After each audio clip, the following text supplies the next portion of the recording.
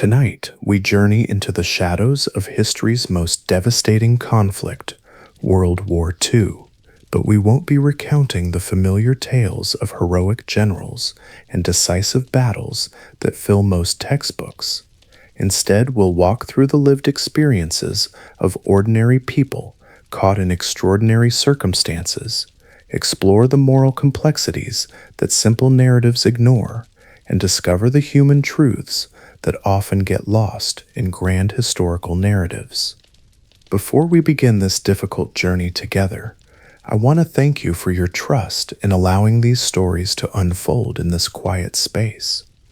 Your presence here means we can honor these memories properly, with the weight and respect they deserve. If you'd like to support this exploration of history's hidden corners, a thoughtful like, a reflective comment, or a gentle subscription helps ensure these important stories continue to be told. Small gestures that help preserve memory across generations. And if you feel moved to share, tell me in the comments which aspect of World War II do you wish you understood better. The experiences of civilians, the moral dilemmas faced by ordinary soldiers, the complexity of resistance movements. Let your curiosity guide us, and let's gather these questions like candles in the darkness. This is Educational Bedtime, where the stories are long and necessary, the tone remains gentle despite difficult truths, and history unfolds slowly like old photographs emerging in a dark room. Now, settle into comfort, but prepare your mind for complexity. Let your assumptions soften, let your heart open to difficult truths, like morning light, gradually revealing a landscape both beautiful and scarred. Close your eyes and prepare for a journey that will take us from the bombed-out cities of Europe to the islands of the Pacific, from the chambers where unthinkable decisions were made, to the homes where ordinary families tried to maintain humanity in the face of industrial-scale horror. We'll witness the war through the eyes of those who lived it, soldiers and civilians, victims and perpetrators, heroes and cowards, and the vast majority who were simply human beings trying to survive. The year is 1939, and the world stands on the precipice of a conflict that will reshape human civilization. But this is not the story you learned in school. It's the story of how 6 years of total war revealed both the worst and best of human nature, often in the same person, sometimes in the same moment. Breathe deeply and prepare to confront the whole truth about humanity's darkest hour and its moments of unexpected grace. Chapter 1: The War That Began Before It Started. How Ordinary People Became Complicit. Picture yourself walking through the streets of Munich on a crisp September morning in 1938, exactly 1 year before the war officially begins. The air carries the scent of autumn leaves and fresh bread from the bakeries, and the sound of footsteps echoes off cobblestones worn smooth by centuries of ordinary life.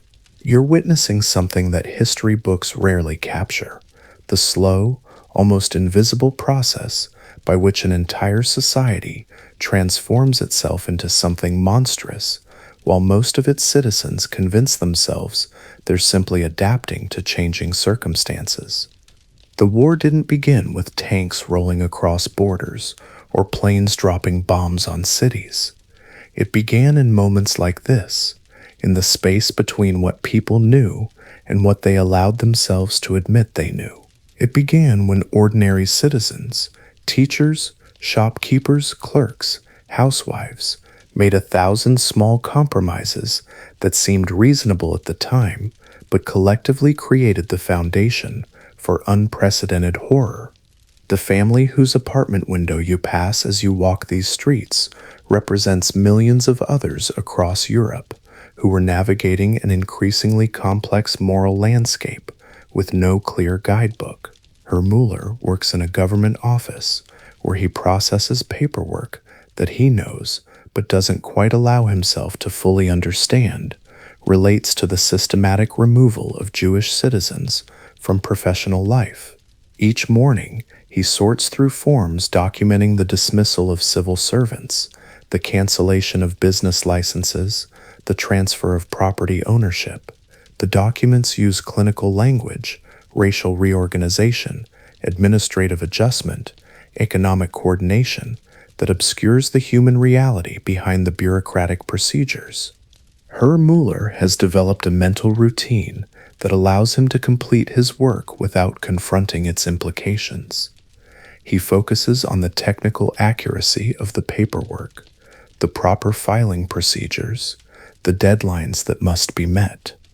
When colleagues mention the Jewish problem during lunch conversations, he nods appropriately but avoids contributing to the discussion. He tells himself that he's simply doing his job, that the policy decisions are made by others far above his pay grade, that his small role in the process doesn't make him responsible for the larger outcomes. Frau Mueller teaches at a local school where she has quietly stopped mentioning her former colleague, Frau Goldstein, who was dismissed last year under the new racial laws.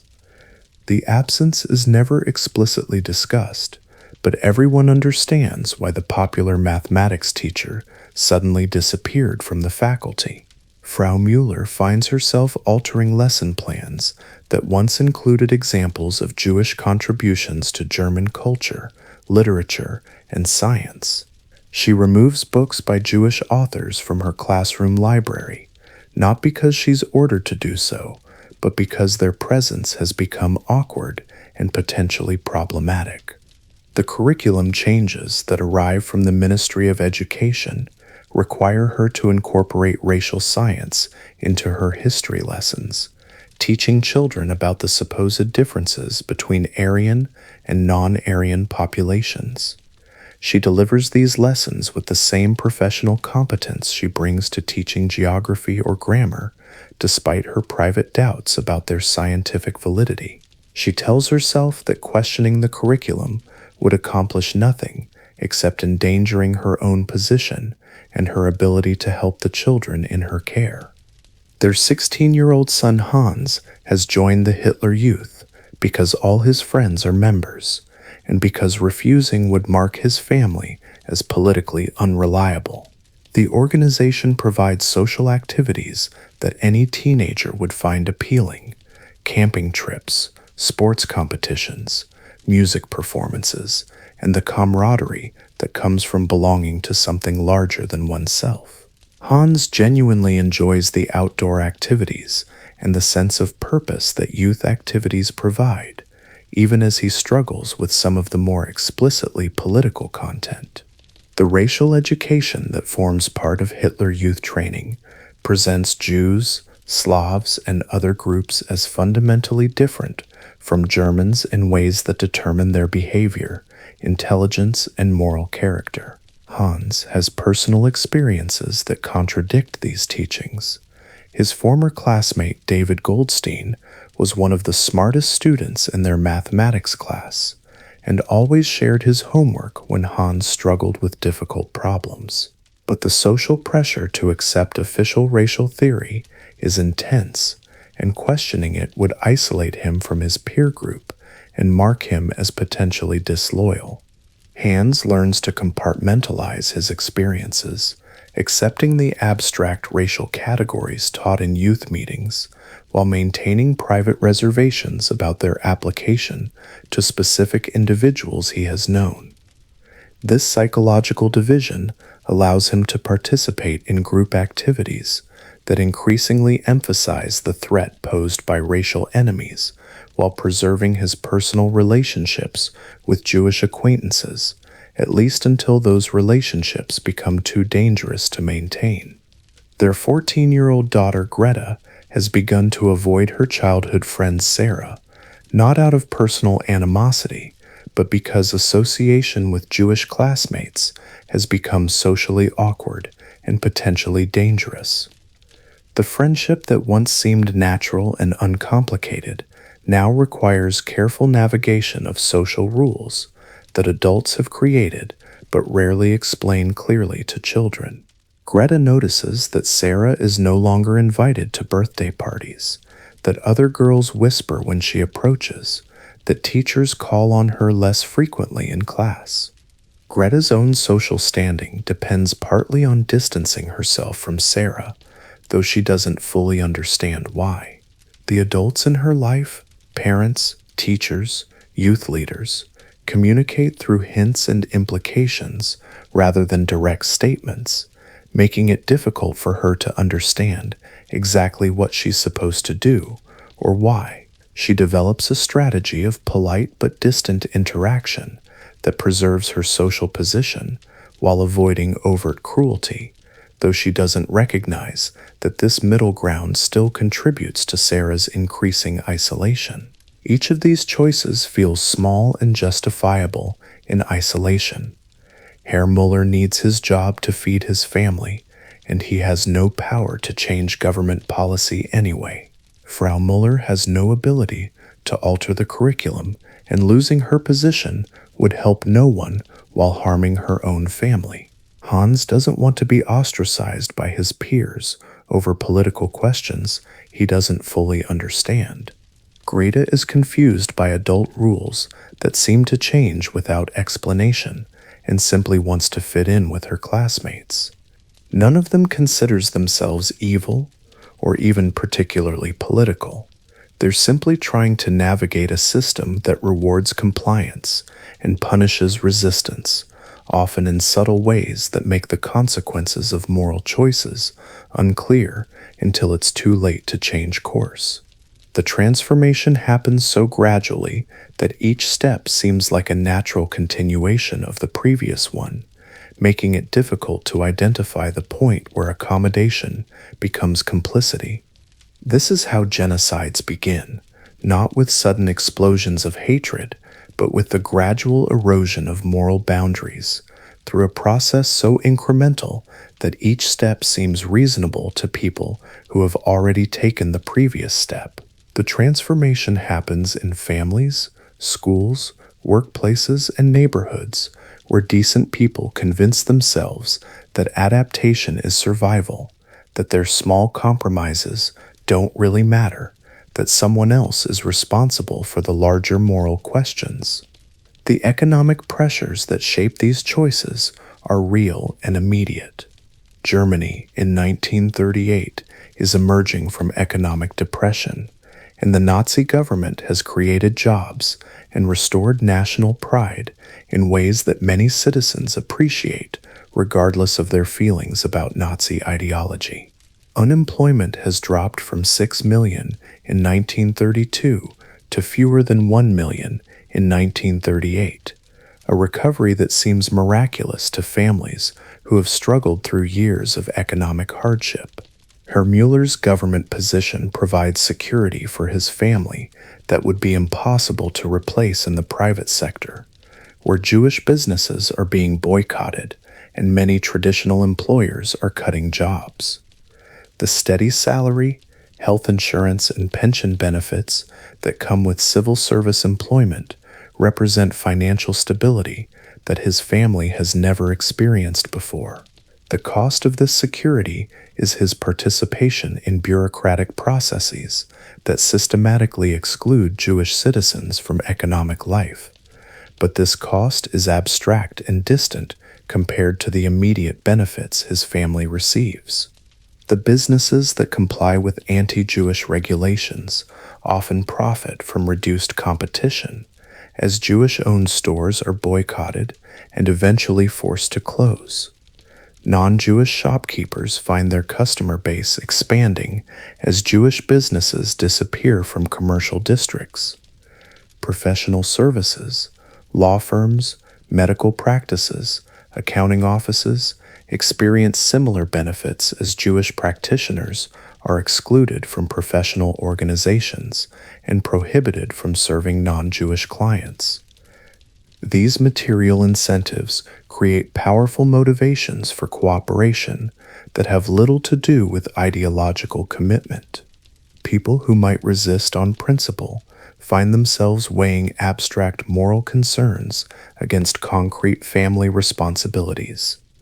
A baker who refuses to post anti-Jewish signs might lose customers and be unable to feed his own children. A doctor who treats Jewish patients despite professional restrictions might lose his license and his ability to help anyone at all. The workers who join Nazi-controlled labor organizations find their employment prospects improving as the economy recovers and rearmament creates new industrial jobs. The German Labor Front, which replaces independent trade unions, provides job placement services, vocational training, and recreational activities that benefit working-class families. Membership involves accepting Nazi political control over workplace issues, but it also provides access to employment opportunities and social benefits that would otherwise be unavailable. The information environment that shapes public understanding is carefully managed to make resistance seem both futile and unnecessary. Government propaganda emphasizes economic recovery, national unity, and Germany's rightful place among world powers, while downplaying or hiding the systematic nature of persecution. Radio broadcast, newspaper articles, and newsreels present a carefully constructed narrative that portrays government policies as popular, successful, and morally justified. Most citizens see individual instances of discrimination rather than the comprehensive program being implemented. They know that Herr Goldstein's shop has closed and that the family has moved away, but they don't see the connection between these local changes and a national policy of systematic exclusion. They're encouraged to focus on personal and local concerns rather than national policy, and they receive little reliable information about the broader scope and ultimate goals of anti-Jewish measures. The censorship that controls information flow operates partly through direct prohibition of certain topics and partly through self-censorship by journalists, editors, and publishers who understand that covering sensitive subjects can result in professional destruction. Newspapers that once reported on social and political issues with some independence now focus on economic success stories, cultural events, and foreign affairs, while avoiding domestic policies that might be controversial. The social pressure to conform operates through mechanisms, both subtle and overt. People who ask too many questions find themselves socially isolated, as friends and colleagues become wary of association with those who might be politically unreliable. Those who express skepticism about government policies discover that their neighbors and colleagues become distant and suspicious, creating a social environment where dissent becomes psychologically as well as politically costly. Children report their parents' private conversations at school, not necessarily out of malice, but because they're encouraged to share information about family attitudes and activities. Teachers, youth leaders, and other authority figures create atmospheres where political loyalty is demonstrated through informing on those who express doubts or criticisms. This reporting often stems from children's desire to please authority figures rather than deliberate betrayal, but the effect is the same: the erosion of private space where dissent might otherwise flourish. Friends monitor each other's political reliability, watching for signs of insufficient enthusiasm or inappropriate sympathy for excluded groups. Social gatherings become occasions for demonstrating loyalty through the jokes people tell, the opinions they express, and the associations they maintain. The fear of being reported creates self-policing behaviors that make formal surveillance unnecessary in many contexts. The mechanisms of a police state develop gradually, often implemented by ordinary citizens rather than professional secret police. Block wardens, party officials, and local administrators create networks of observation and control that penetrate every neighborhood and workplace. These positions are often filled by volunteers who see themselves as patriotic citizens rather than agents of oppression, though their activities serve to monitor and control their neighbors' behavior. The psychological mechanisms that enable this transformation reveal uncomfortable truths about human nature that extend far beyond Germany in the 1930s. People have a remarkable capacity to rationalize their behavior, to compartmentalize their knowledge, and to convince themselves that they're not responsible for consequences they didn't directly intend. The same cognitive processes that allow individuals to function in complex societies also enable them to participate in collective evil while maintaining their self-image as decent people. The diffusion of responsibility that occurs in large bureaucratic systems makes it possible for individuals to contribute to harmful outcomes without feeling personally responsible for those outcomes. Herr Mueller processes paperwork that contributes to systematic persecution, but he doesn't arrest anyone, confiscate property, or directly harm individual victims. His role feels administrative rather than actively harmful, allowing him to maintain psychological distance from the consequences of his work. The gradual escalation of demands makes each new requirement seem like a minor extension of previous accommodations, rather than a fundamental change in direction. When Frau Mueller is first asked to remove Jewish authors from reading lists, the request seems reasonable given the new educational priorities. When she's later required to teach racial science, it appears to be a logical continuation of curriculum modernization. Each step builds on the previous one, making resistance seem petty and disruptive rather than principled. The process of dehumanization begins with language and categories rather than violence. Jewish citizens become non-Aryans in official documents, a clinical term that obscures their humanity behind pseudo-scientific racial theory. They're described as a problem to be solved rather than people being persecuted. Government propaganda emphasizes their alleged difference and danger rather than their actual humanity and suffering. This linguistic transformation makes later violence seem like a regrettable necessity rather than a moral choice. When Jews are described as parasites, bacilli, or cancers in the body politic, their removal begins to feel like a public health measure rather than persecution. The medical and scientific metaphors that pervade Nazi propaganda provide psychological cover for policies that would seem obviously cruel if described in straightforward human terms.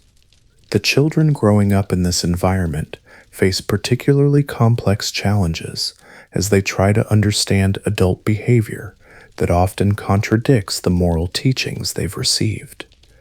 They're told to be kind and honest while watching adults treat certain groups with casual cruelty.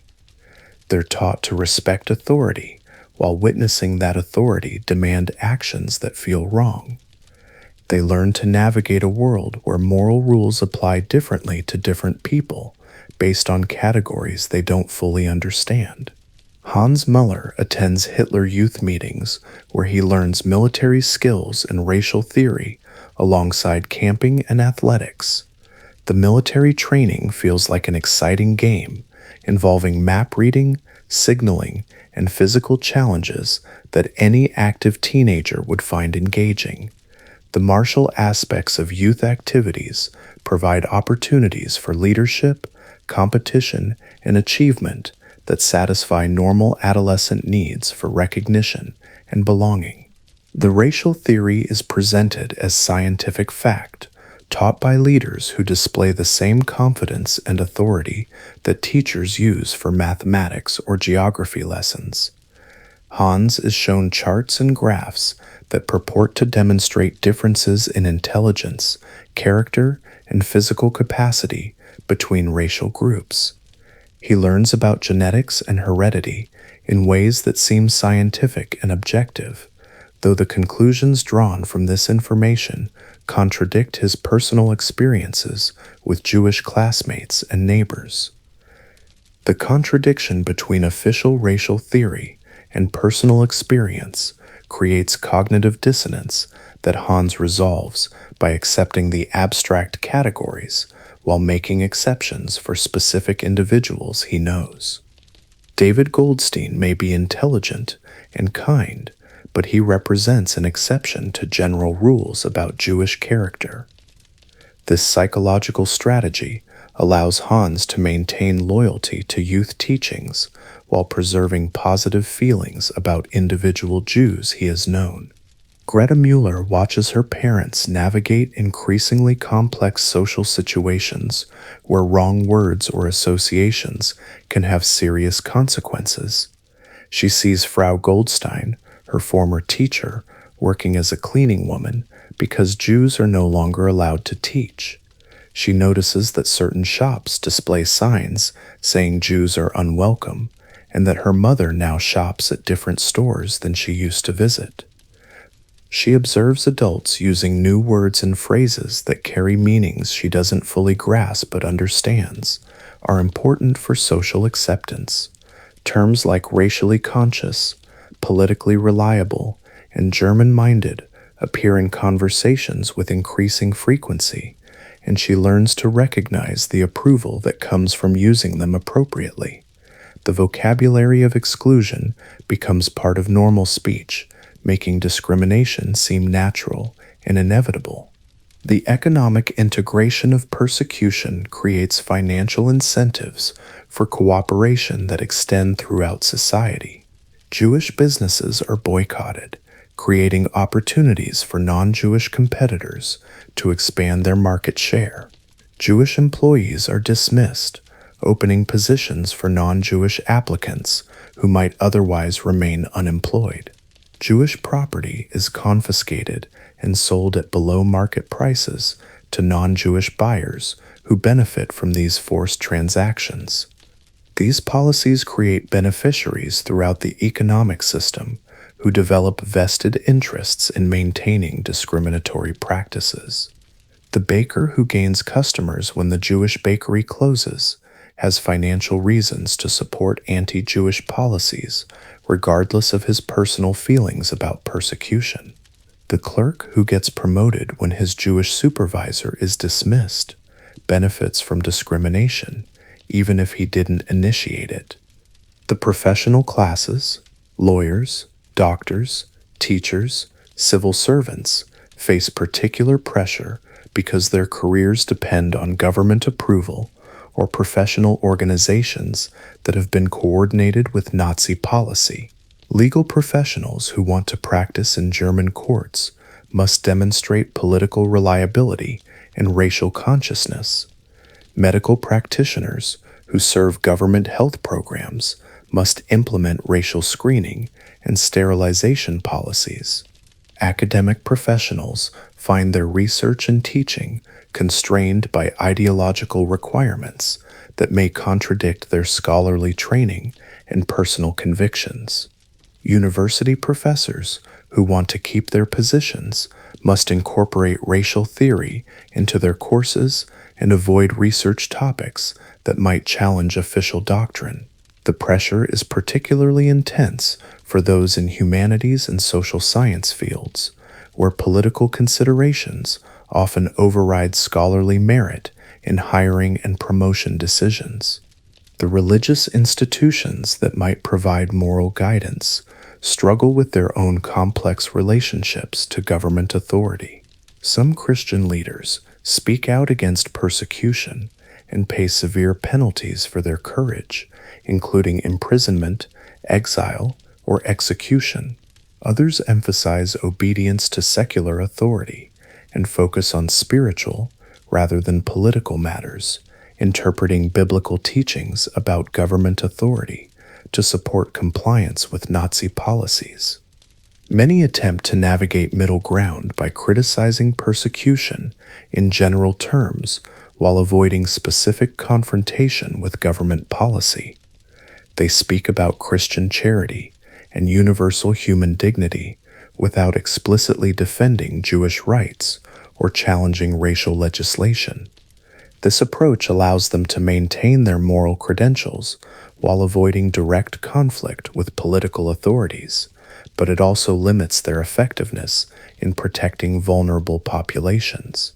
The resistance that does occur often takes forms that are invisible to outside observers, and sometimes to history. People help Jewish neighbors quietly and deny it when asked directly about their activities. Government employees process paperwork slowly or make administrative errors that help people escape persecution or delay enforcement of discriminatory policies. Teachers emphasize universal moral principles without explicitly challenging racial theory, hoping to plant seeds of doubt that might flower later. These small acts of resistance are important for the individuals who benefit from them and for the moral integrity of those who perform them, but they're insufficient to stop systematic persecution implemented through comprehensive institutional coordination. The courage required for effective resistance increases as the penalties for opposition become more severe, making it progressively more difficult for ordinary people to maintain their resistance activities. The international context shapes domestic choices in ways that complicate moral calculation. Many Germans believe their country has been unfairly treated since World War I, and that strong government is necessary to restore national dignity and security. They see other European powers as hostile and hypocritical, willing to impose harsh peace terms while maintaining their own empires and pursuing their own interests. They're told that Germany faces existential threats from communist subversion, international Jewish conspiracies, and encirclement by enemies who want to keep Germany weak and divided. These beliefs provide psychological cover for supporting policies that might otherwise seem morally questionable because they're presented as necessary measures for national survival rather than aggressive actions against innocent populations. The gradual escalation of persecution follows a pattern that makes each new step seem like a natural continuation of previous policies rather than a fundamental change in direction. Legal discrimination leads to economic exclusion, which leads to social isolation, which leads to physical concentration, which eventually leads to systematic murder. Each step is justified as necessary to solve problems created by the previous step, creating a self-reinforcing cycle of escalating brutality. Tonight, as you rest in safety far from the world these people inhabited, consider the choices they faced and the pressures that shaped their decisions. Consider how you might have responded to similar circumstances and what conditions in your own society might create analogous moral challenges. The point is not to excuse their choices, but to understand them well enough to recognize similar patterns if they emerge in different contexts. Chapter 2: When Good People Do Terrible Things, the Moral Chaos of Total War. Picture yourself crouched in a bombed-out church in Stalingrad on a frozen February morning in 1943, sharing a crust of bread with a 19-year-old German soldier named Klaus, who hasn't seen his family in 18 months. The stained glass windows lie shattered across the stone floor, and the sound of artillery echoes through walls that have sheltered prayers for centuries. You're witnessing something that military histories rarely capture: the moment when ordinary young men discover that everything they believed about honor, duty, and morality becomes meaningless in the face of survival. This is where the comfortable categories of hero and villain collapse into the simple human reality of trying to remain alive and sane in circumstances that destroy both body and soul. Klaus enlisted in the Wehrmacht, believing he was defending his homeland from enemies who threatened everything he loved. He had grown up on stories of German soldiers as honorable warriors, protectors of civilization against barbarism. The recruitment posters showed clean uniformed men marching in perfect formation, defending grateful civilians from foreign threats. The reality he now faces bears no resemblance to those heroic images. His uniform is filthy and torn, his equipment is falling apart, and the civilians he encounters are either terrified victims or desperate enemies rather than grateful populations welcoming liberation. His letters home, carefully censored by military authorities, speak of camaraderie among soldiers and confidence in eventual victory.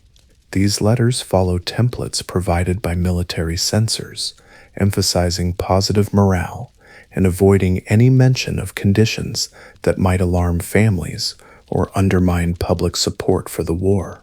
Klaus has learned to write in the coded language that will pass censorship while hinting at realities he cannot directly describe. References to challenging weather conditions suggest the hell of Russian winter. Mentions of interesting local customs hint at the systematic brutality he witnesses daily. But the letters he writes in his mind, the ones he'll never send, tell a different story.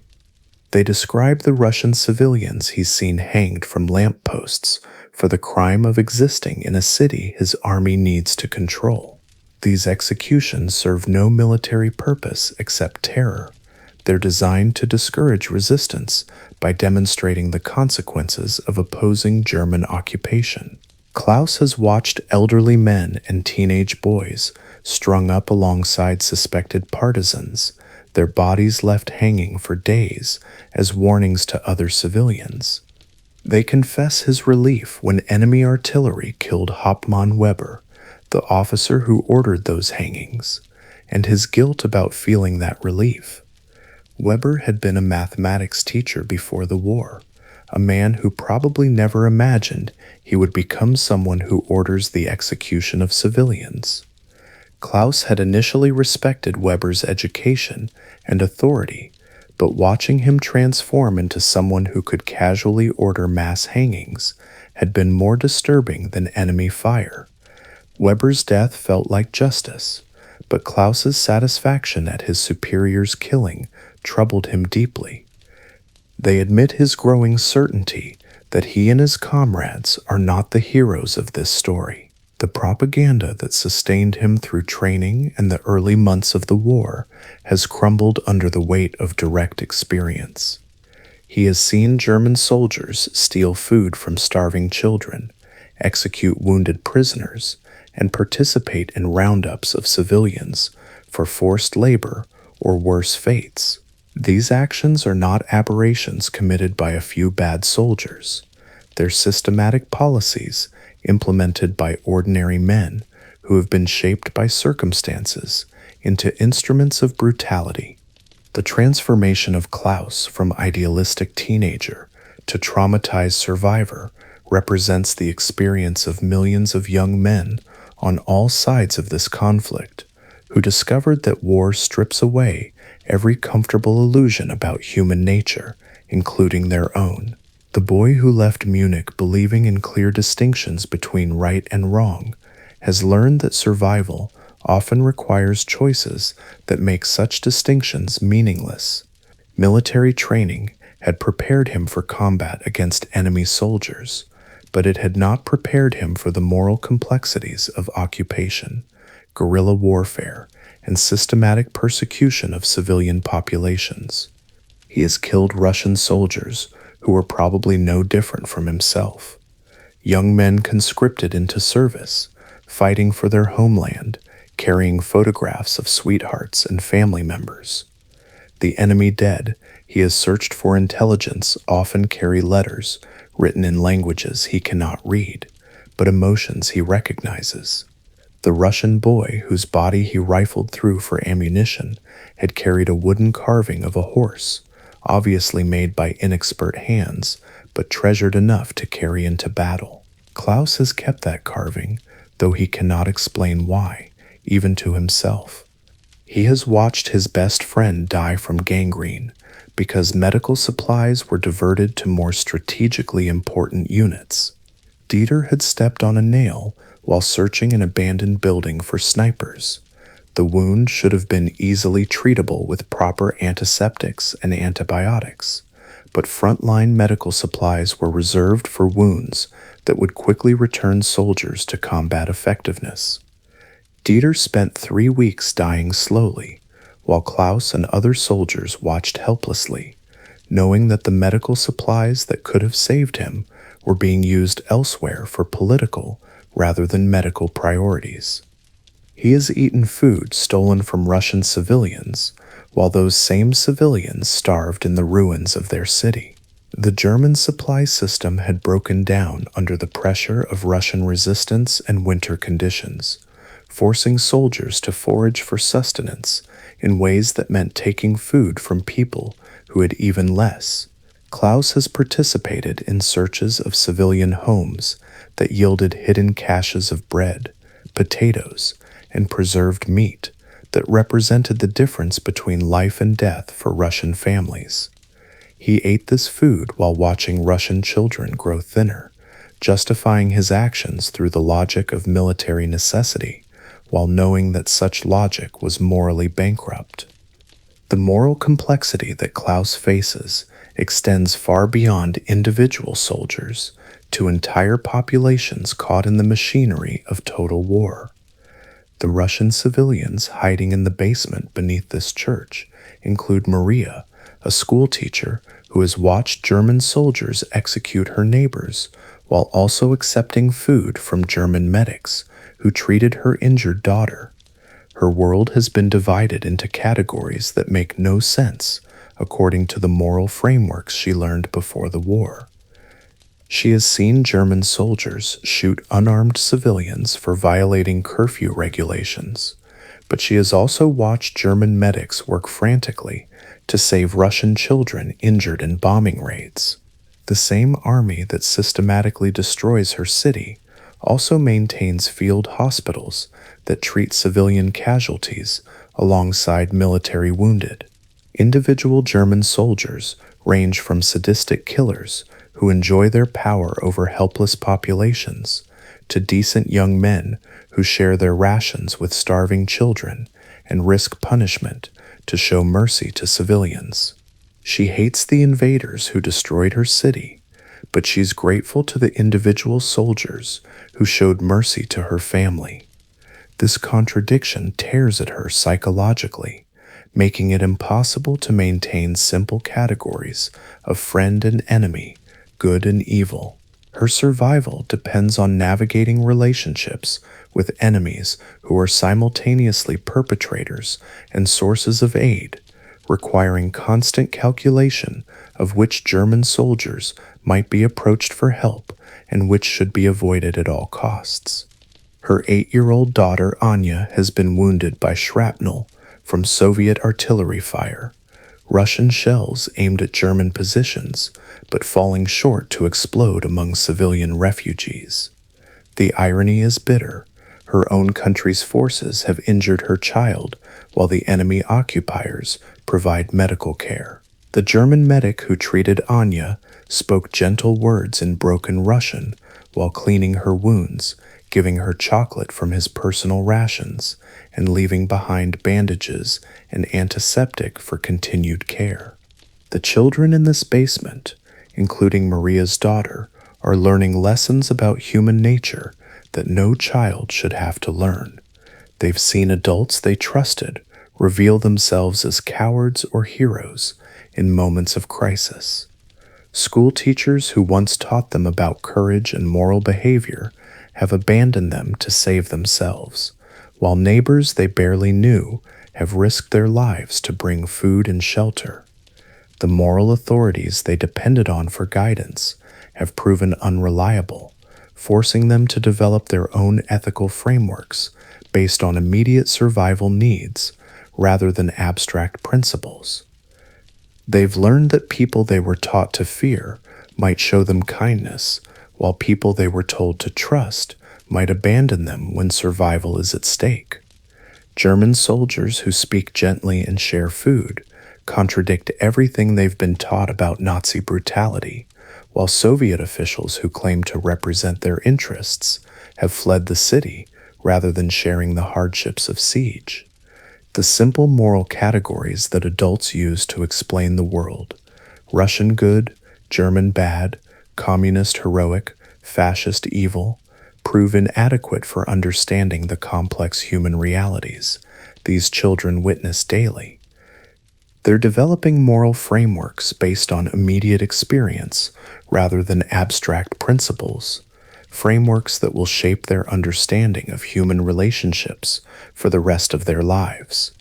Anya judges people by their actions toward her and her mother rather than their nationality or political affiliation.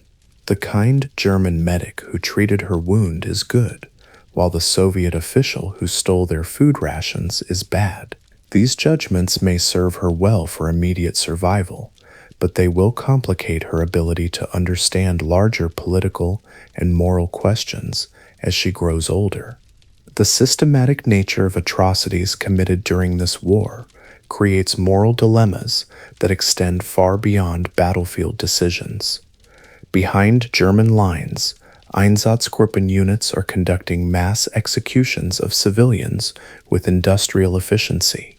These mobile killing squads follow the advancing army, identifying and murdering Jewish populations, communist officials, intellectuals, and other groups deemed threatening to German occupation. Their work requires extensive logistical support, transportation, communications, ammunition, and disposal of bodies provided by regular army units and civilian administrators. These units include not only SS fanatics, but also ordinary policemen, clerks, and drivers who were gradually drawn into participating in genocide through a combination of peer pressure, career incentives, and psychological conditioning that made each step seem like a logical continuation of the previous one. Many began their service believing they would be conducting normal police work, maintaining order, investigating crimes, and protecting German personnel from partisan attacks. The escalation to mass murder happened through incremental steps that seemed reasonable to men who had already accepted previous assignments. Reserve Police Battalion 101, composed largely of middle-aged German reservists from Hamburg, represents thousands of ordinary men who became mass murderers through processes that reveal disturbing truths about human malleability. Christopher Browning's research into this unit demonstrates how quickly normal citizens can be transformed into instruments of genocide when institutional pressure combines with social psychology to overcome individual moral resistance. These men were not selected for ideological reliability or psychological predisposition toward violence. They were simply available manpower assigned to duties that began with routine police work and gradually escalated to systematic killing. Most were too old for frontline military service, had families and civilian careers to return to after the war, and possessed no particular hatred for Jews or other target populations.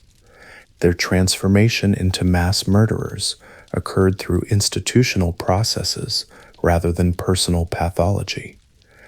Their commanding officers offered them opportunities to avoid participation in mass executions, yet the vast majority chose to remain with their units rather than face the social isolation and career consequences of refusing orders. The psychological pressure to conform to unit expectations proved stronger than individual moral qualms about murdering civilians. Men who privately expressed discomfort with their assignments continued participating because withdrawing would mark them as weak, unreliable, or disloyal to their comrades. The mechanisms that enabled this transformation operate through social dynamics that extend far beyond Nazi ideology. Unit cohesion, professional pride, and fear of appearing weak or unreliable motivated participation more than racial hatred. The same social forces that make military units effective in legitimate combat situations also make them effective instruments of genocide when directed by authorities willing to exploit human social psychology for evil purposes. Many of these men privately expressed discomfort with their assignments, but they feared the judgment of their comrades more than they feared moral condemnation from their own consciences.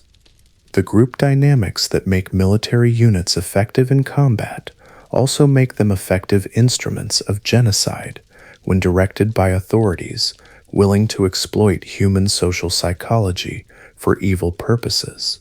Alcohol was regularly distributed before and after killing operations to reduce inhibitions and help men cope with psychological stress, while unit leaders provided explanations that framed mass murder as necessary for German security and survival. The psychological coping mechanisms these men developed reveal how ordinary people adapt to participating in atrocities. They learn to focus on technical aspects of their assignments, logistics, efficiency, proper procedure, rather than the human consequences of their actions. They developed euphemisms that obscured the reality of what they were doing: special actions, resettlement operations, security measures. They compartmentalized their actions, maintaining their self-image as decent family men while participating in systematic murder during working hours.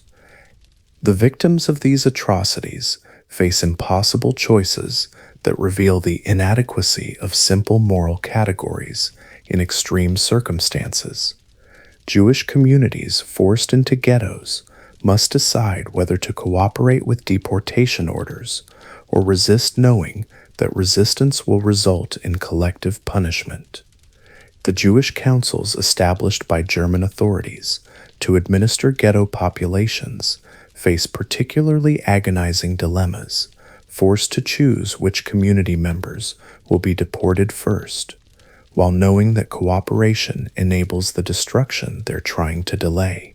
Jewish council leaders who attempt to save some lives by cooperating with German authorities are later condemned as collaborators, while those who refuse to cooperate watch their entire communities face immediate destruction. Chaim Rumkowski, the controversial leader of the Łódź Ghetto, believed that making the ghetto economically valuable to German authorities would protect his population from deportation. He organized industrial production that generated profits for German businesses while providing employment that he hoped would save Jewish lives. The choices available to these leaders are between different forms of catastrophe rather than between good and evil options. Cooperation might save some lives in the short term, but enables the systematic destruction of entire communities. Resistance might preserve moral integrity, but guarantees immediate retaliation against helpless populations. Every decision involves sacrificing some people to save others, creating moral burdens that destroy leaders psychologically even when their strategies achieve temporary success. The Warsaw Ghetto Uprising of 1943 illustrates the complexity of resistance under conditions where moral action guarantees physical destruction.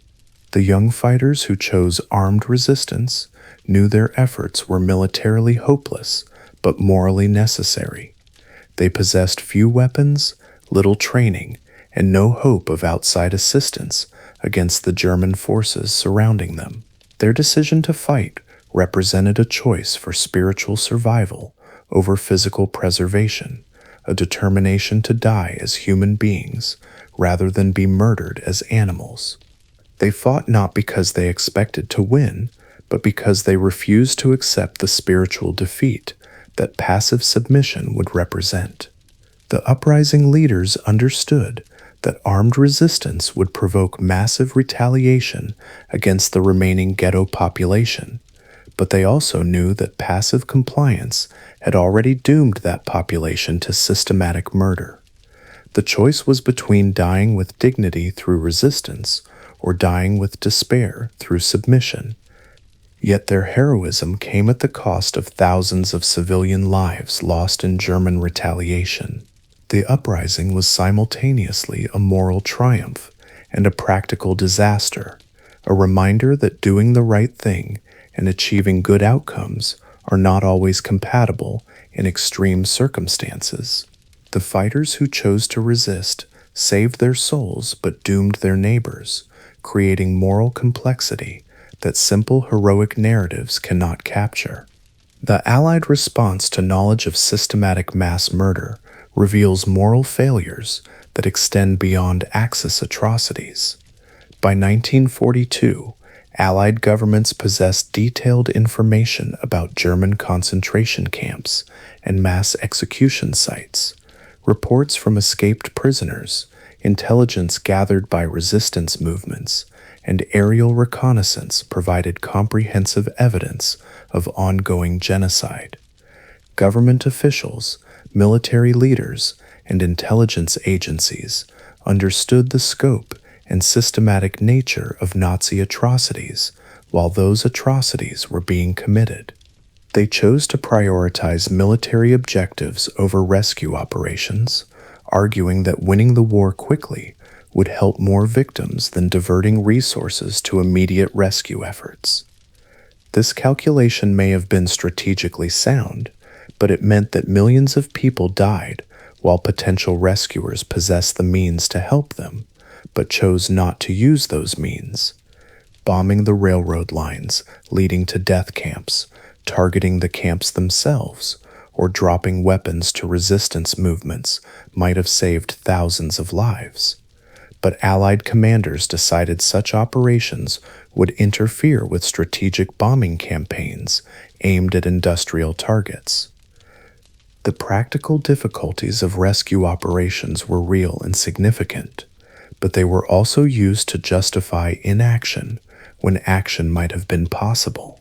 The moral weight of these decisions continues to haunt historical memory, demonstrating how good intentions and strategic thinking can combine to produce evil results when immediate human suffering is subordinated to abstract strategic objectives. The bombing campaigns that Allied air forces conducted against German and Japanese cities represent another form of moral compromise in which good intentions produced horrific results. The strategic bombing doctrine that guided these campaigns was based on theories about breaking enemy morale and disrupting war production through attacks on civilian targets. Military planners argued that destroying worker housing, public utilities, and transportation infrastructure would cripple enemy production while demonstrating to civilian populations the futility of continued resistance. In practice, strategic bombing resulted in the deliberate targeting of civilian populations with weapons designed to maximize casualties and destruction. The firebombing of Dresden in February 1945 killed more civilians in a single night than the atomic bomb would kill in Hiroshima, yet it produced no strategic benefits that justified the human cost. Dresden was a cultural center with little military significance, crowded with refugees fleeing the advancing Soviet army. The decision to attack it with incendiary bombs designed to create firestorms reflected strategic bombing doctrine rather than military necessity.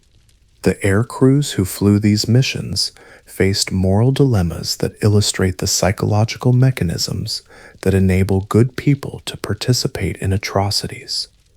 Individual bomber crews knew their missions would kill civilians, but the organizational structure of strategic bombing diffused responsibility in ways that allowed participants to avoid confronting the moral implications of their actions. The complex division of labor required for bombing missions meant that no single person made the decision to kill civilians, yet the collective result of their professional competence was mass murder on an unprecedented scale. Navigators planned routes that would maximize bombing accuracy while minimizing exposure to enemy defenses. Bombardiers aimed at industrial targets, while knowing that their bombs would kill workers and their families living nearby. Pilots flew predetermined courses that brought them over civilian neighborhoods. Gunners defended against fighter attacks while the aircraft delivered loads of incendiary bombs designed to burn entire city blocks. Each crew member performed technical tasks with professional skill while avoiding responsibility for the human consequences of their collective actions. The psychological distance between actions and consequences enabled moral disengagement that would have been impossible in face-to-face killing. Bombing crews never saw their victims up close, never heard their screams, never smelled the burning flesh. The destruction they caused was visible only as abstract patterns of smoke and flame, viewed from high altitude. This physical and emotional distance allowed decent men to participate in systematic killing, while maintaining their self-image as warriors rather than murderers. Tonight, as you reflect on these stories of moral complexity and human failure, consider how the circumstances that created these dilemmas might arise in different forms in your own time. The specific conditions that produced World War II are unlikely to recur, but the underlying human susceptibilities to social pressure, institutional authority, and moral rationalization remain constant across time and culture. Understanding how good people become complicit in evil systems is essential, not for judging past actors, but for recognizing similar patterns when they emerge in contemporary contexts. Chapter 3: The Reckoning That Never Came: How the World Chose to Forget What It Had Learned. Picture yourself sitting in the Palace of Justice in Nuremberg on a cold November morning in 1945, watching Hermann Goering adjust his headphones as prosecutors read charges of crimes against peace, war crimes, and crimes against humanity. The courtroom is filled with the careful rituals of legal procedure, but something feels incomplete, as if the very enormity of what needs to be addressed makes the familiar frameworks of justice seem inadequate. You're witnessing humanity's first attempt to hold individuals accountable for the systematic destruction of entire peoples, but you're also seeing how the desire to return to normal life creates powerful incentives to limit that accountability in ways that allow societies to avoid confronting the full scope of their moral failure. The architecture of the courtroom itself reflects this tension between accountability and accommodation. The judges sit behind an imposing bench that represents the dignity of international law, while the defendants occupy a simple dock that emphasizes their reduced status as criminals rather than political leaders. Yet the very grandeur of the proceedings obscures the fact that most of those responsible for systematic atrocities will never face judgment. The 24 men in the dock represent the tip of an iceberg involving hundreds of thousands of perpetrators who will return to normal lives because prosecuting them all would be practically impossible and politically inconvenient. The Nuremberg trials represent both the high point of international moral clarity and the beginning of a process of selective forgetting that would shape how the world chose to remember the war. The legal precedents established here, the concept of crimes against humanity, the rejection of superior orders as a defense, the principle of individual responsibility for state crimes, represent genuine advances in international law. Yet these same proceedings also demonstrate the limitations of legal approaches to moral breakdown involving entire societies.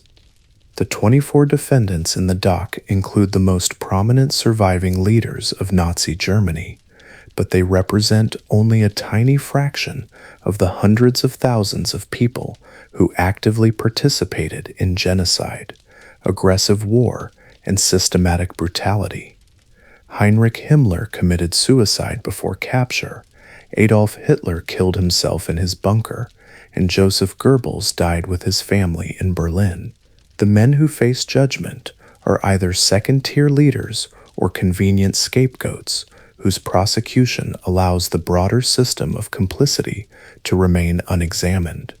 The decision to focus prosecution on major war criminals while granting immunity or light punishment to the vast majority of participants reflects practical limitations of the legal system, but it also reflects a deeper reluctance to confront the scope of complicity that made Nazi crimes possible.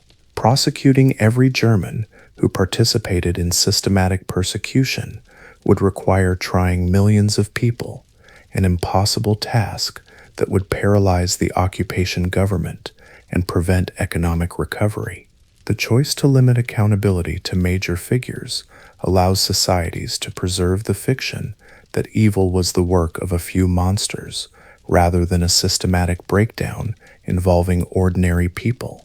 The legal framework created for these trials established important precedents for international criminal law, but it also revealed the limitations of traditional judicial approaches to unprecedented moral breakdown.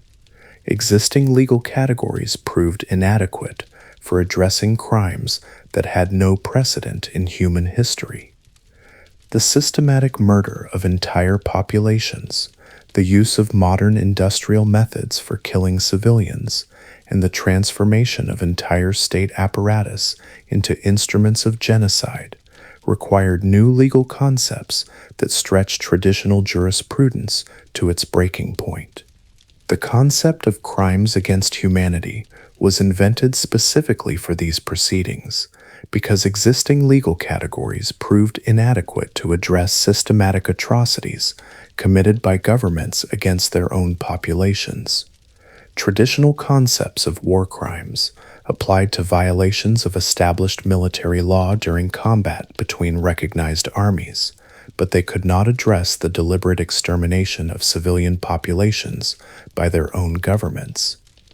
The new category acknowledged that some crimes are so fundamental that they violate universal human values rather than merely national legal codes. The doctrine of superior orders as no defense for war crimes established that individual moral responsibility cannot be eliminated by institutional authority. But the trials also demonstrated how difficult it is to determine where individual responsibility ends and collective responsibility begins. The principle that following orders does not excuse participation in atrocities represents an important moral advance, yet its application raises complex questions about the extent to which individuals can resist institutional pressure and the degree to which systematic crimes require systematic rather than individual responses. The testimony that emerges during these proceedings provides a detailed record of how genocide was organized and implemented, but it also reveals the psychological mechanisms that enabled ordinary people to participate in unprecedented evil. Day after day, witnesses describe bureaucratic processes where systematic murder was reduced to administrative efficiency, where moral decisions were transformed into technical problems, where the humanity of victims was lost in paperwork and procedures that made killing feel like routine office work. Adolf Eichmann's testimony, though he would not be captured until 1960, would later exemplify this bureaucratic approach to genocide.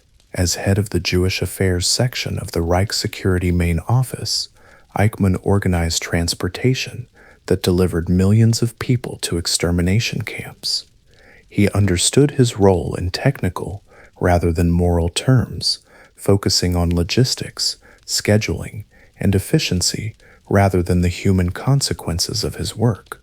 His bureaucratic competence made him more effective as an instrument of genocide than ideological fanaticism would have been.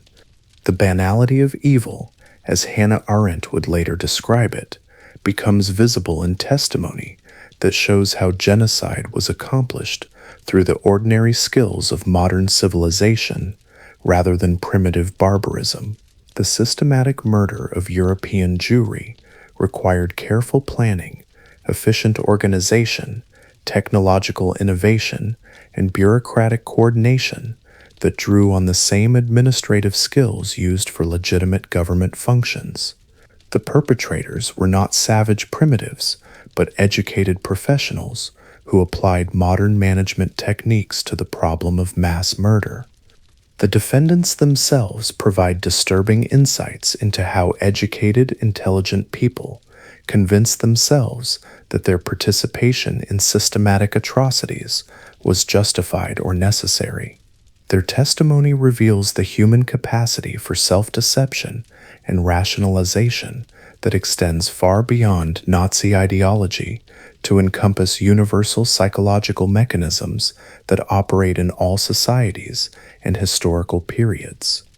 Hermann Göring maintains that he was a patriotic soldier following orders to defend his country from existential threats posed by international enemies. He portrays his role in Nazi leadership as military rather than political, emphasizing his status as a decorated World War I fighter pilot rather than his responsibility for economic policies that enabled systematic persecution. His defense strategy attempts to separate his professional military duties from the broader ideological program that those duties served, allowing him to maintain his self-image as an honorable soldier despite his participation in aggressive war and genocide. Rudolf Hess claims that his role in Nazi leadership was purely ceremonial and that he had no knowledge of systematic persecution or extermination programs.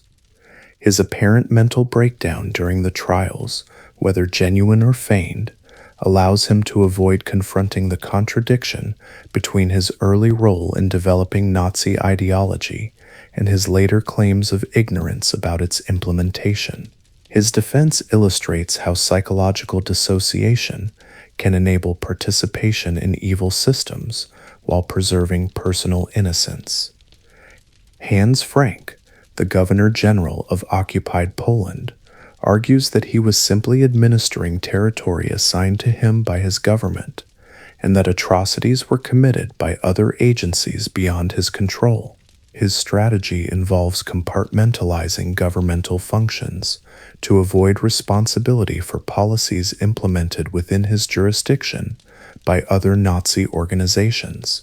He presents himself as a civil administrator who maintained order and provided essential services while remaining ignorant of or powerless to prevent systematic crimes committed by SS units operating in his territory. These defenses reveal the human capacity for self-deception and rationalization that extends far beyond Nazi ideology.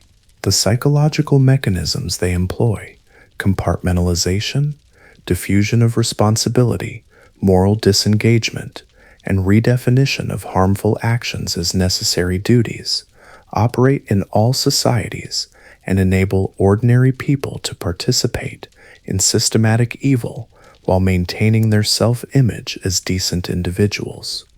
The selective nature of Allied prosecution reflects political considerations that compromise the moral clarity the trials are supposed to establish. The victorious powers apply different standards to their own conduct than they demand from defeated enemies, creating a form of justice that serves political rather than moral purposes. This selectivity undermines the universal principles that international law claims to represent, while demonstrating how power relationships shape moral judgment. Soviet war crimes, including the systematic murder of Polish officers at Katyn and the mass deportation of Baltic populations, are not addressed because the Soviet Union is a member of the prosecuting coalition. The Katyn massacre, in which Soviet forces executed thousands of Polish military officers and intellectuals, becomes a forbidden topic during the trials, despite extensive evidence of Soviet responsibility. Soviet prosecutors who demand accountability for German atrocities against Polish civilians remain silent about Soviet atrocities against the same populations. The strategic bombing campaigns that killed hundreds of thousands of German and Japanese civilians are not considered war crimes because they were conducted by the victorious Allies. The firebombing of Dresden, Hamburg, and Tokyo, which deliberately targeted civilian populations with weapons designed to maximize casualties, receives no legal scrutiny, despite causing deaths comparable to many actions being prosecuted as criminal. Allied military leaders who planned and executed these campaigns testify as witnesses for the prosecution rather than facing charges as defendants.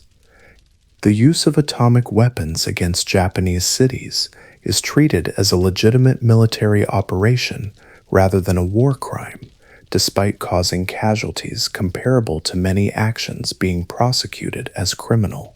The decision to use nuclear weapons against civilian targets rather than military installations or uninhabited areas demonstrates how technological capability can override moral restraint, yet this precedent is established without legal examination or moral accountability.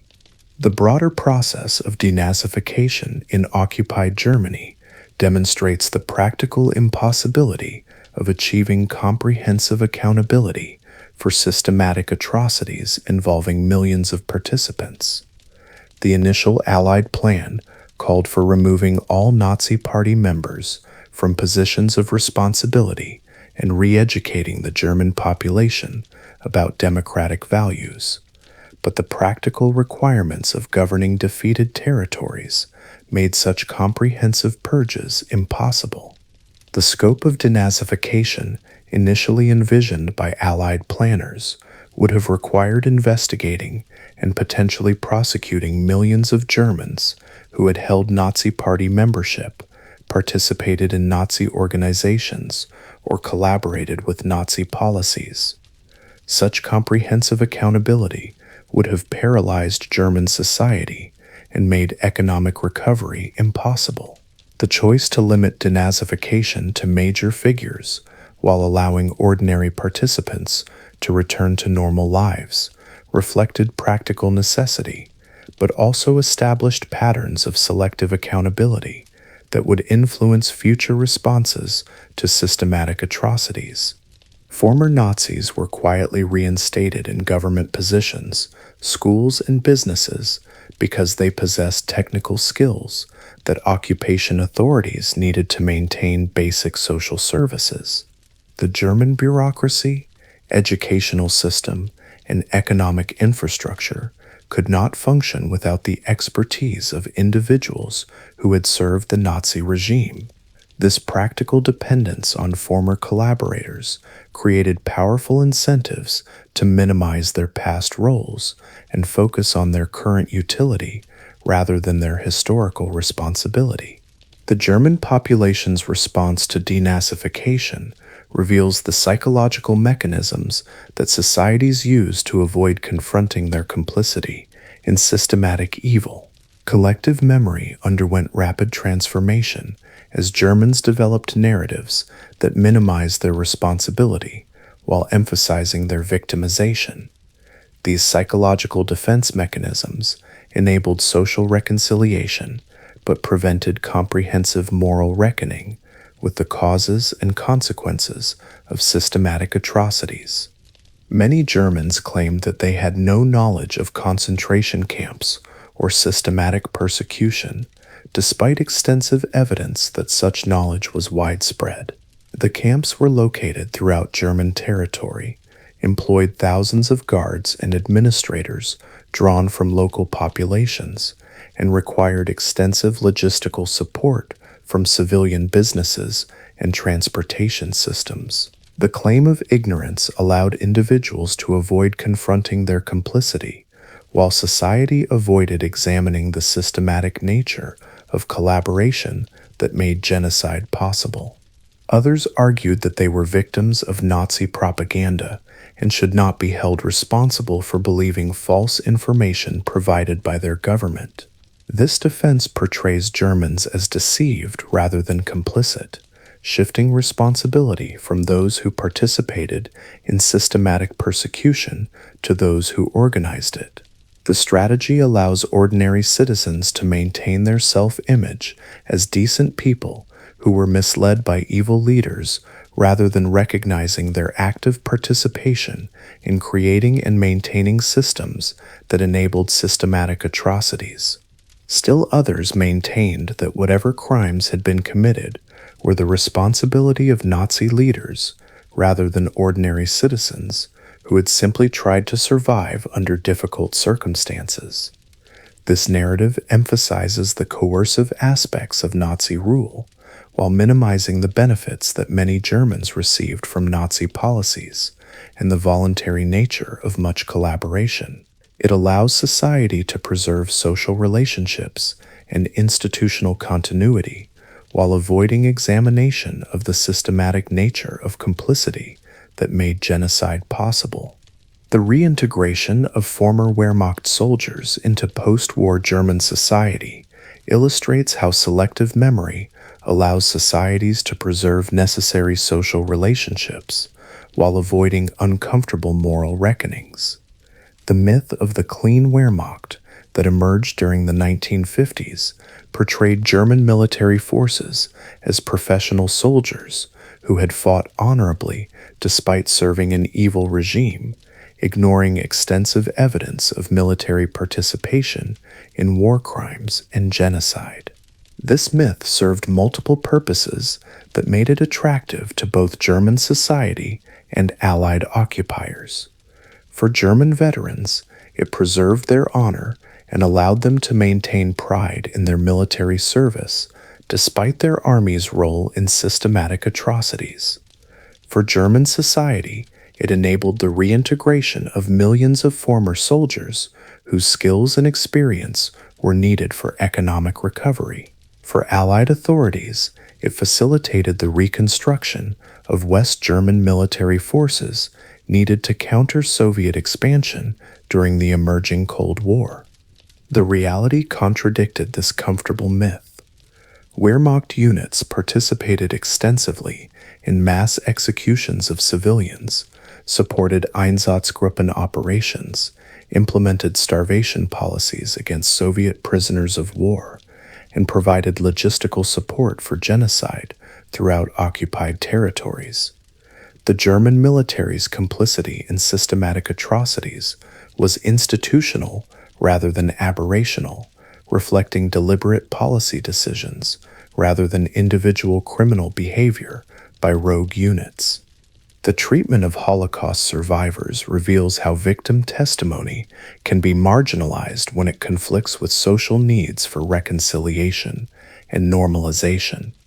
Many survivors found that their experiences were too disturbing for post-war societies to acknowledge, leading to decades of silence about systematic persecution and mass murder. The psychological trauma of genocide created additional barriers to testimony as survivors struggled with guilt, shame, and disorientation that made it difficult to communicate their experiences to audiences who had not shared them. The few who attempted to tell their stories often encountered skepticism or indifference from audiences who preferred to focus on heroic narratives of resistance and liberation rather than the reality of systematic dehumanization and murder. Survivor accounts challenged comfortable assumptions about human nature, social progress, and moral certainty that post-war societies needed to maintain their confidence in the future. The complexity and horror of survivor experiences could not be easily integrated into educational or commemorative frameworks that emphasized clear moral lessons rather than disturbing psychological truths. This silence served the psychological needs of both perpetrators and bystanders who wanted to move forward without confronting the full scope of moral failure. Acknowledging the reality of systematic dehumanization and murder would have required examining the social and psychological mechanisms that enable ordinary people to participate in or tolerate such atrocities.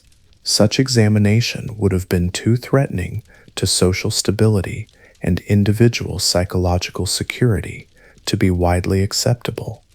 The establishment of Israel as a homeland for Holocaust survivors created new forms of moral complexity that demonstrate how attempts to address historical injustices can create new injustices for innocent populations.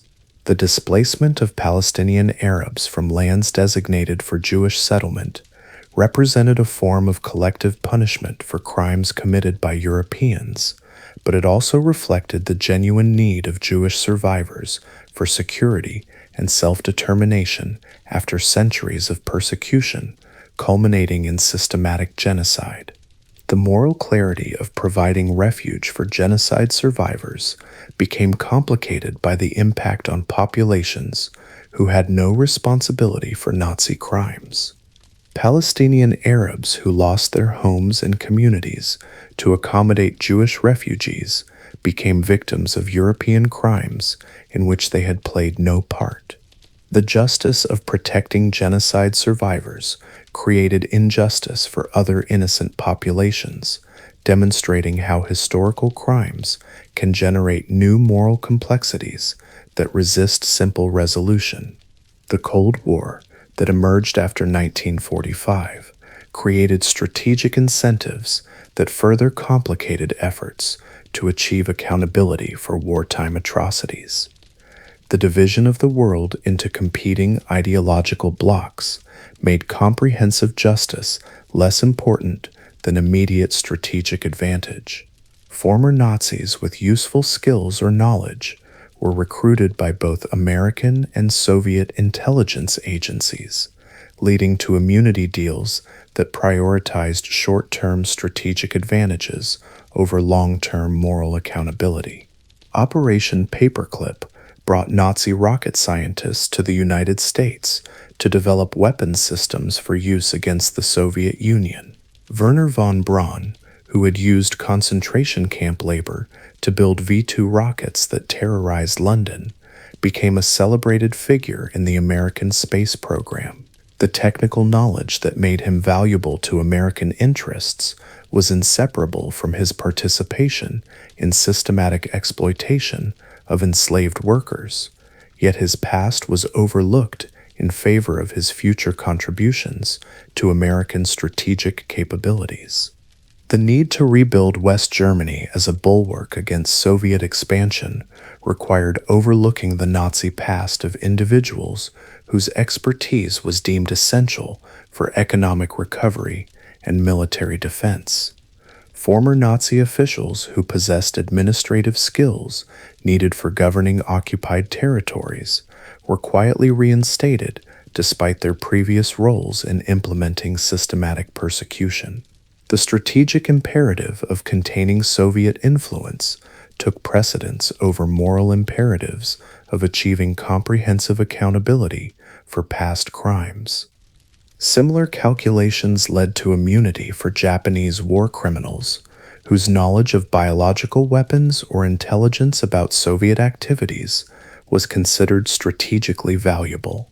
Unit 731 researchers who had conducted systematic medical experiments on prisoners received immunity from prosecution in exchange for sharing their data with American biological weapons programs.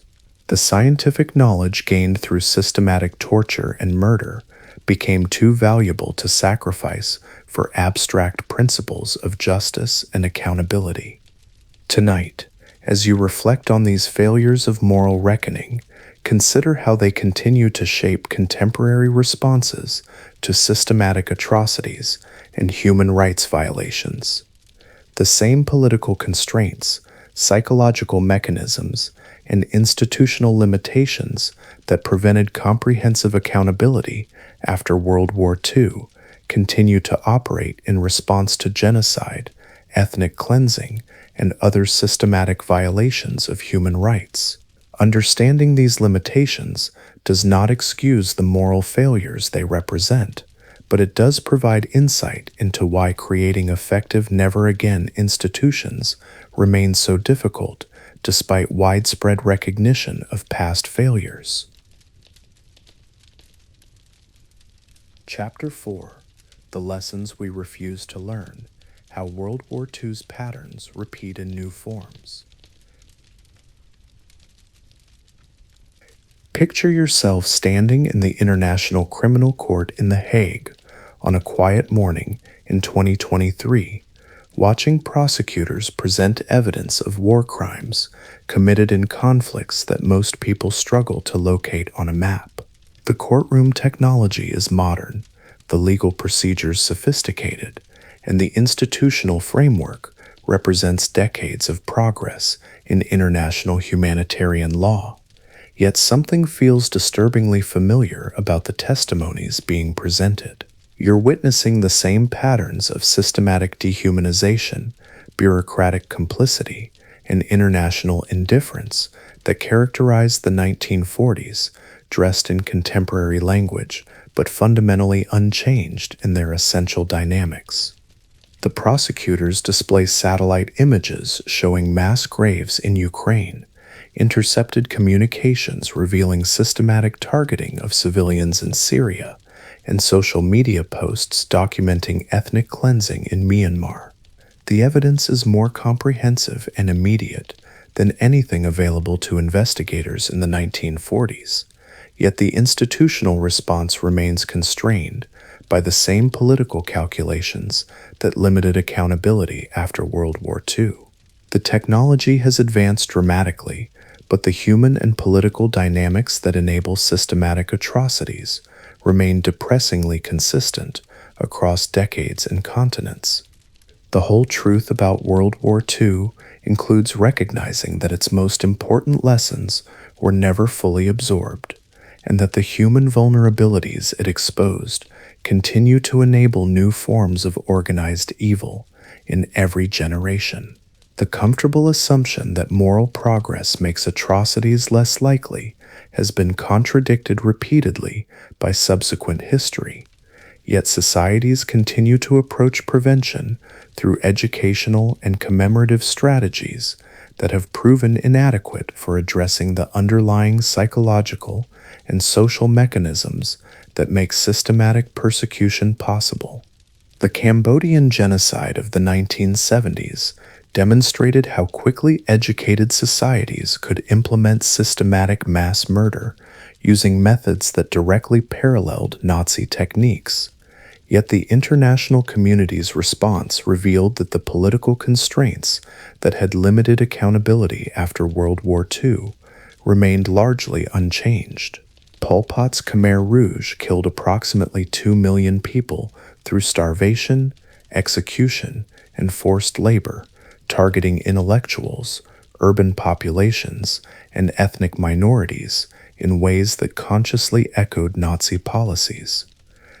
The Khmer Rouge leadership included French-educated intellectuals who understood both European history and modern organizational methods.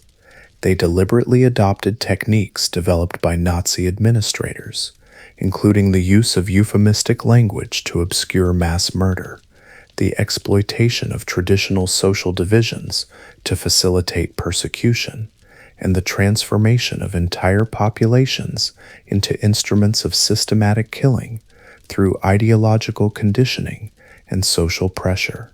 The speed and efficiency of Cambodian genocide revealed how easily the organizational methods developed in 1940s Europe could be adapted to different cultural contexts.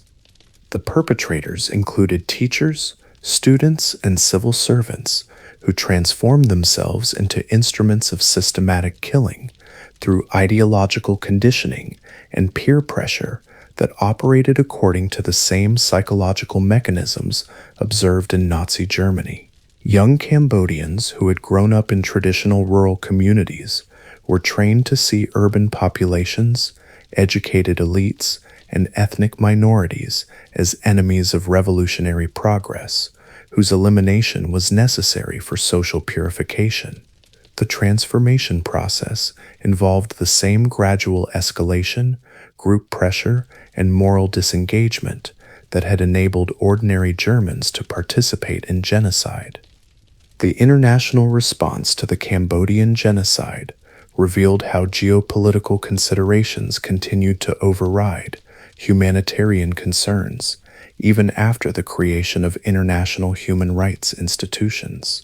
The United States and its allies supported the Khmer Rouge's continued recognition at the United Nations because they opposed the Vietnamese occupation of Cambodia, prioritizing Cold War strategy over prevention of ongoing atrocities.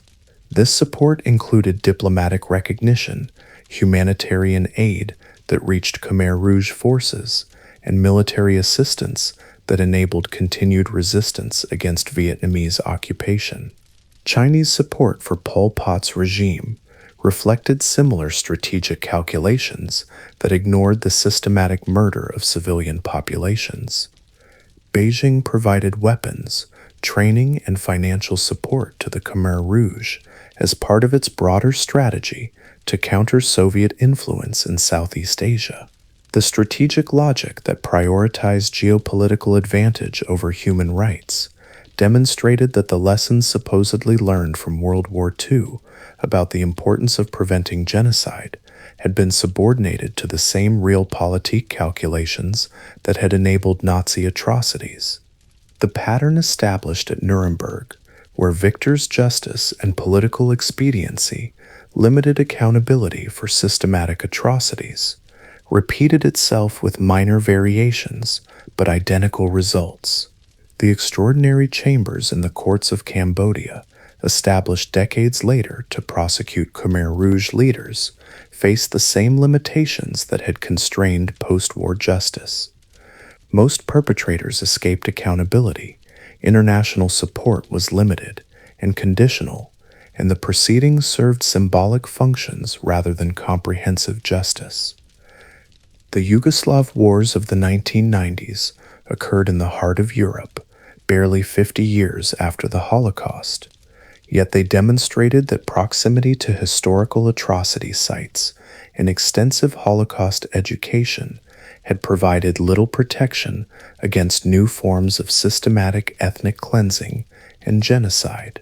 The disintegration of Yugoslavia created conditions where educated professionals, including university professors and medical doctors, organized and implemented systematic persecution using methods that directly copied Nazi precedents.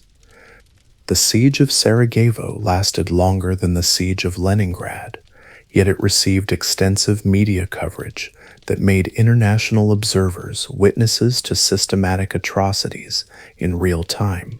The visibility of these crimes, which should have triggered immediate intervention according to never again rhetoric, instead demonstrated how easily international attention could be translated into ineffective concern rather than meaningful action.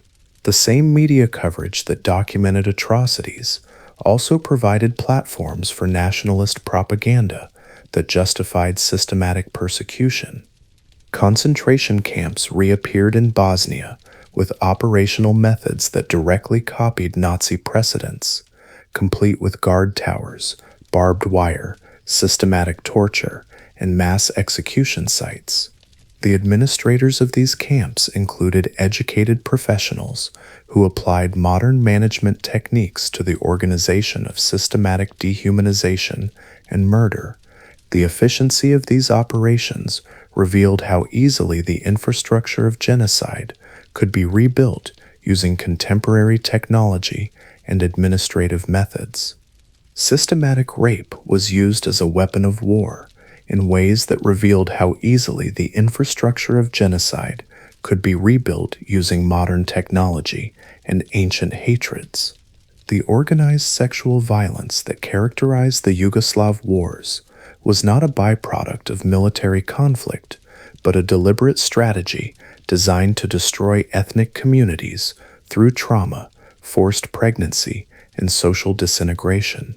The systematic nature of these crimes demonstrated the same bureaucratic planning and institutional coordination that had characterized Nazi atrocities. The perpetrators of Yugoslav atrocities included university professors, medical doctors, and other educated professionals who adapted their skills to serve systematic dehumanization and mass murder.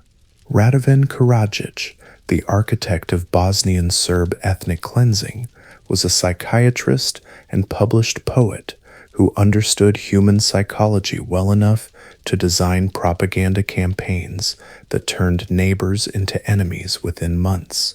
His psychiatric training provided him with sophisticated understanding of how to manipulate collective fear, historical grievances, and social pressure to motivate ordinary people to participate in systematic persecution.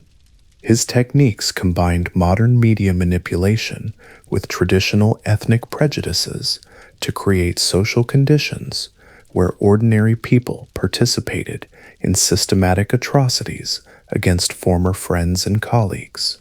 Radio and television broadcasts presented ethnic cleansing as necessary self-defense, while print media provided detailed instructions for identifying and targeting members of enemy ethnic groups. The propaganda campaign exploited existing social tensions while creating new categories of threat that justified increasingly extreme measures. The international community's response to the Yugoslav wars revealed both progress and persistent limitations in addressing systematic atrocities. The establishment of the International Criminal Tribunal for the former Yugoslavia represented genuine advancement in international criminal law, providing legal frameworks for prosecuting systematic rape, ethnic cleansing, and other crimes that had previously been difficult to address through traditional legal categories. The tribunal also demonstrated that international prosecution of major war criminals was politically and practically feasible under certain circumstances. However, the actual intervention to stop ongoing genocide came only after years of systematic killing that could have been prevented by earlier action. The United Nations peacekeeping forces were given mandates that prohibited them from protecting civilians under attack, leading to massacres like Srebrenica that occurred under international observation but without effective intervention. The gap between legal frameworks and operational capability revealed that institutional progress in addressing atrocities remained limited by political constraints and military realities. The Rwandan genocide of 1994 demonstrated how rapidly systematic mass murder could be organized and implemented using simple technology and traditional social structures, killing approximately 800,000 people in 100 days through methods that were brutally effective despite their apparent primitiveness. The speed of killing exceeded the rate achieved by Nazi death camps, revealing that technological sophistication was not necessary for efficient genocide when social organization could be effectively mobilized for systematic murder. The perpetrators included government officials, radio broadcasters, teachers, and ordinary farmers who participated in systematic killing through community pressure, economic incentives, and fear of being targeted themselves if they refused to participate.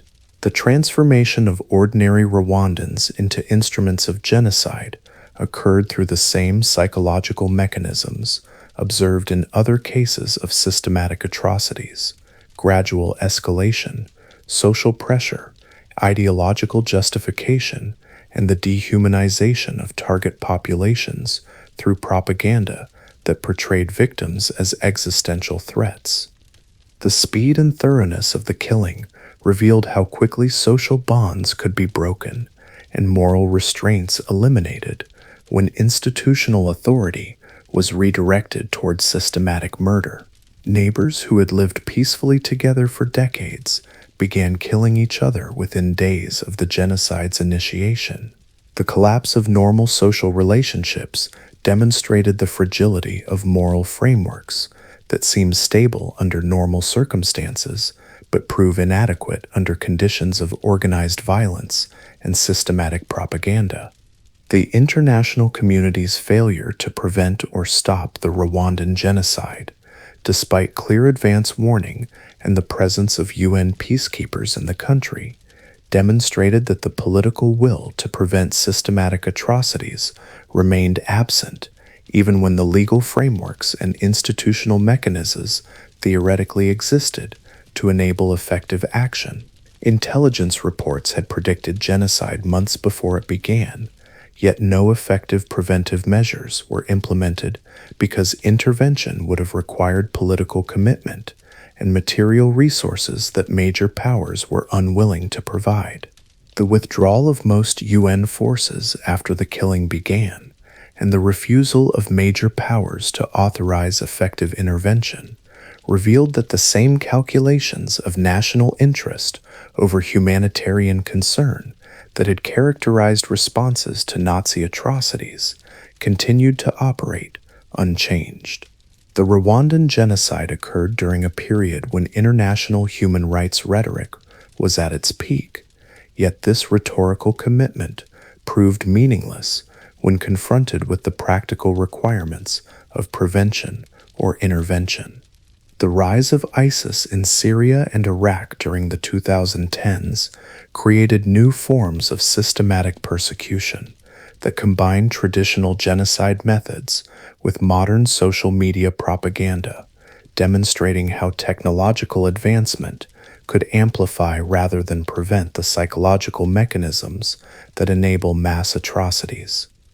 The systematic enslavement and murder of Yazidi populations followed patterns established in previous genocides, but the global recruitment of participants through sophisticated online propaganda campaigns represented a new development in the organization of systematic persecution. The use of children as suicide bombers and the recruitment of foreign fighters through sophisticated online propaganda campaigns revealed how digital technology could be weaponized to spread dehumanization and organize systematic killing across international boundaries. ISIS propaganda combined traditional techniques of dehumanization with contemporary media production methods to create content that motivated individuals across the globe to participate in systematic persecution. The global reach of digital recruitment demonstrated how modern technology could overcome geographic limitations that had previously constrained the organization of systematic atrocities. The global response to ISIS atrocities illustrated both the possibilities and limitations of contemporary international action against systematic human rights violations.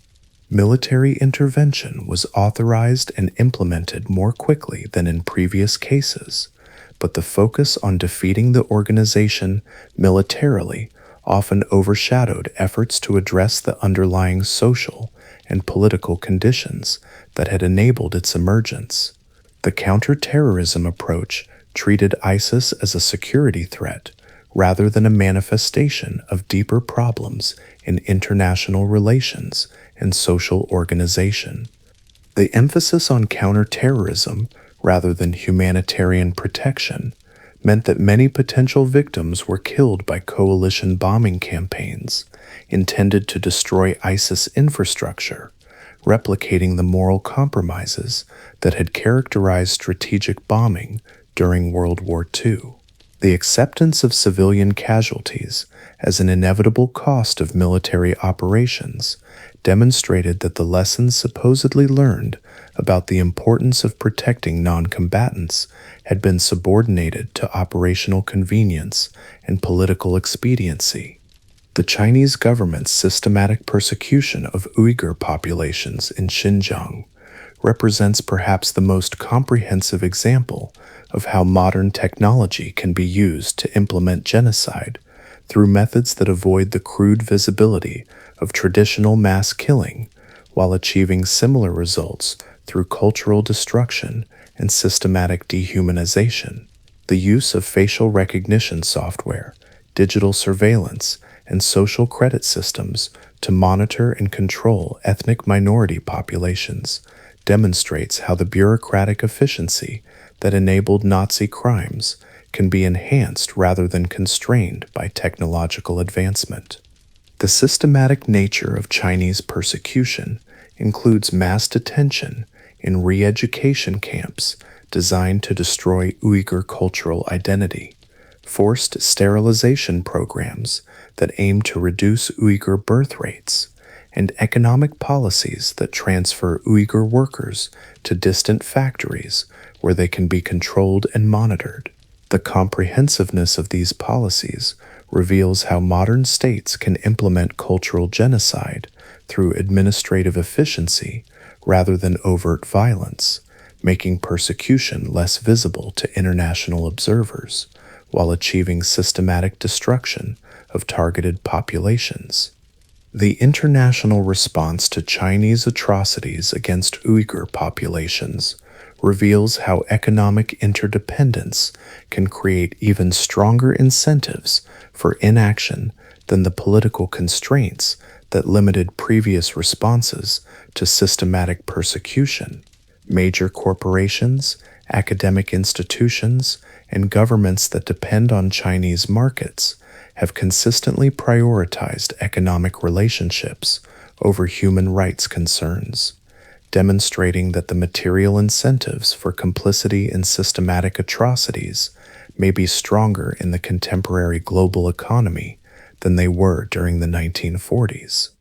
The integration of global supply chains means that many products consumed worldwide depend on forced labor from Uyghur workers, creating forms of complicity that extend far beyond direct political support for persecution. Consumers who purchase goods produced through forced labor become unwitting participants in systematic exploitation, while companies that profit from these arrangements develop economic interests in maintaining access to Chinese markets, regardless of human rights costs. The Syrian civil war that began in 2011 has produced systematic atrocities by multiple parties that parallel many of the worst aspects of World War II, while receiving far less international attention or effective response. The use of chemical weapons against civilian populations, the systematic targeting of hospitals and schools, the creation of conditions that force mass population displacement, and the use of starvation as a weapon of war all represent conscious adoption of techniques that were condemned as war crimes during the 1940s, but remain largely unpunished when employed in contemporary conflicts. The systematic targeting of medical facilities and educational institutions represents a deliberate strategy to destroy social infrastructure and force population displacement through terror. Syrian government forces and their allies have attacked hospitals and schools with precision that demonstrates intentional targeting rather than accidental destruction. This strategy follows patterns established during World War II, when systematic destruction of civilian infrastructure was used to demoralize populations and facilitate military objectives. The documentation of Syrian atrocities through modern technology has created unprecedented evidence of systematic war crimes. Yet this documentation has produced little effective international response, revealing that lack of evidence was never the primary obstacle to preventing or punishing systematic atrocities. Satellite imagery, social media posts, and digital communications provide real-time evidence of war crimes as they occur. But the political will to act on this evidence remains absent when such action would conflict with strategic interests or require significant costs. The availability of comprehensive documentation has actually become part of the problem, as international observers become witnesses to ongoing atrocities without developing effective mechanisms for intervention. The same technology that enables documentation also facilitates the spread of competing narratives that obscure responsibility and justify inaction. The multiplication of information sources has not led to greater clarity about moral obligations, but rather to confusion and paralysis that benefits perpetrators. Tonight, as you prepare for sleep in a world that has witnessed multiple genocides since the supposed never again moment of 1945, consider what this persistent repetition of historical patterns reveals about the nature of human moral learning and institutional memory. The failure to prevent systematic atrocities, despite extensive knowledge of how they occur and widespread institutional commitment to human rights, suggests that the problem lies not in lack of information or inadequate legal frameworks, but in persistent human psychological and social vulnerabilities that resist correction through education or institutional reform. The whole truth about World War II is that it revealed aspects of human nature and social organization that most people prefer not to acknowledge, and that the subsequent history of systematic atrocities represents not a failure to learn from history, but a failure to accept what history taught. The lesson that ordinary people can become complicit in unprecedented evil through ordinary social and psychological mechanisms is too disturbing for most societies to fully internalize, leading to commemorative practices that emphasize the uniqueness of historical atrocities while ignoring their underlying dynamics. Understanding this truth does not lead to despair about human nature or resignation about the inevitability of systematic atrocities, but rather to more realistic assessment of the conditions under which such atrocities become possible and the measures that might actually prevent them.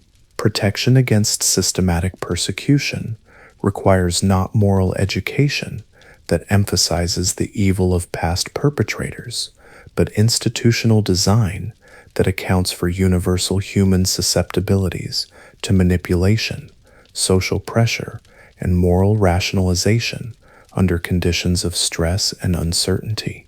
And so concludes our journey through the whole truth about World War II, not the simplified story of good triumphing over evil that commemorative ceremonies prefer, but the complex reality of how ordinary people became complicit in unprecedented atrocities through mechanisms that remain active in contemporary societies. The war's most important lesson is not that fascism was defeated, but that the human susceptibilities that enabled fascism persist unchanged, waiting for circumstances that will activate them in new forms. Understanding this truth offers no comfort, but it provides the foundation for vigilance that might prove more effective than the moral education that has repeatedly failed to prevent new genocides. The memory we owe to those who suffered is not the sanitized remembrance that makes us feel good about our moral progress, but the difficult knowledge that might help us recognize and resist the patterns that continue to make systematic atrocities possible in every generation.